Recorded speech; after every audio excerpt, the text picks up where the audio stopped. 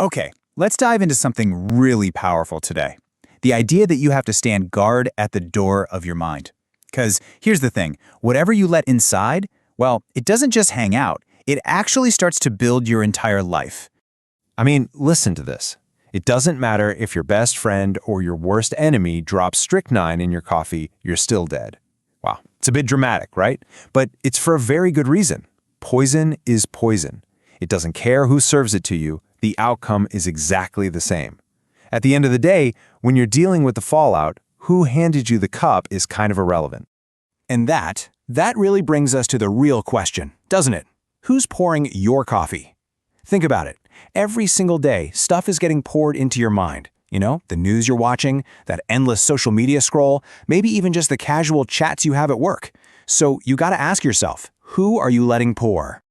All right, so if we're talking about protecting our minds from this poison, what is it we're actually protecting? Let's use a really cool metaphor for this. Let's think of your mind as a kind of factory. What goes in? Well, that's what comes out.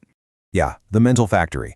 This idea can totally reframe how you see things. See, your mind isn't just some passive sponge soaking everything up. Nope, it's an active production facility. It takes in all these raw materials, information, ideas, conversations, and it manufactures your reality. It builds your mood, your decisions, your entire character, and the rule is simple. The quality of what goes in absolutely determines the quality of what comes out. And you can see the two extremes right here, side by side. On one hand, you've got the unguarded factory. It just lets anything in. Negativity, gossip, doubt, and what does it crank out? Anxiety, stagnation, not great. But then you have the guarded factory. This one is selective. It imports good stuff, ideas, ambition, knowledge. And the output? Growth, achievement. I mean, the choice seems pretty clear, right? And this is the most crucial part of this whole idea. You are the gatekeeper.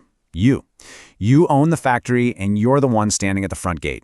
You have the final say on what raw materials get inside. Nothing, and I mean nothing, gets in without your permission, whether you give that permission on purpose or just by not paying attention.